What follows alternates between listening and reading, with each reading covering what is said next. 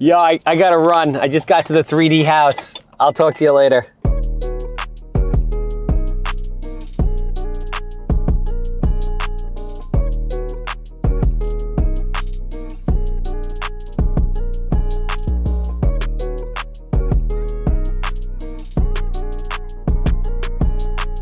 We are here on site in Islandia, New York, and we are 3D printing a house. It is happening. It is right next to me. I'm going to show you, explain the detail of how it's coming together. This is blowing my mind. So obviously, if you guys have checked out our previous videos, and if you haven't, shame on you. Here's the link.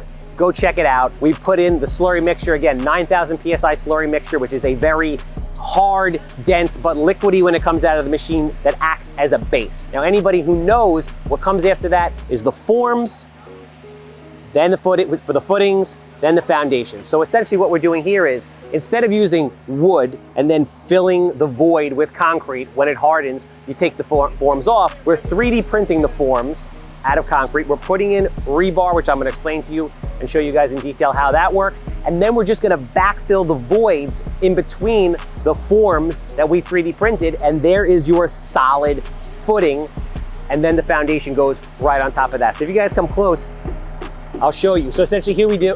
We have the outside and the inside, the two exterior forms, or the beads that would be the forms. If you notice in the middle here, we have the rebar. It's a truss style rebar. So our engineer called for 18 inches. So every 18 inches, we're gonna put this rebar in. We're actually doing it every 12 inches. So this thing is literally a brick shit house. It is going to be, without question, the strongest house in America. The pyramids have nothing on this 3D printed house in Islandia. It's gonna be here for 4,000 years. Somebody probably with better technology than we are right now is gonna be documenting it, and hopefully they reference me.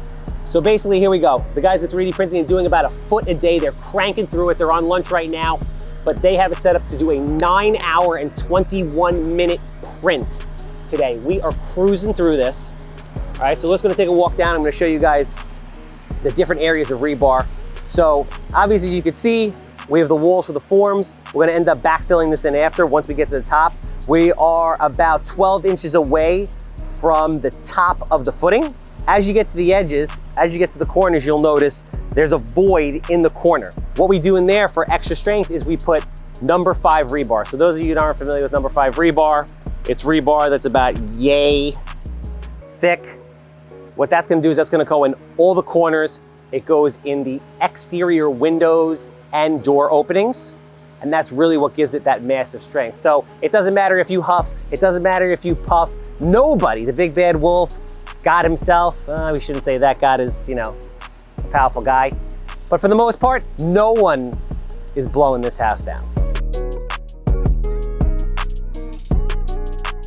The machine is really starting to settle in. You have this beautiful lined pattern. Now the interesting part is it only gets better from this point. When the machine gets set up and starts printing, for the first foot or so, it's zeroing out. It's basically finding its location where the beads stack more perfectly one on top of the other. So the reason why we print subterranean, or one of the reasons why, aside from saving money and saving time, is the machine kind of sets up and gets settled in by the time it gets to the surface. So that means your interior and exterior walls are gonna be perfect, right on target, beautiful beads stacked right on top of each other.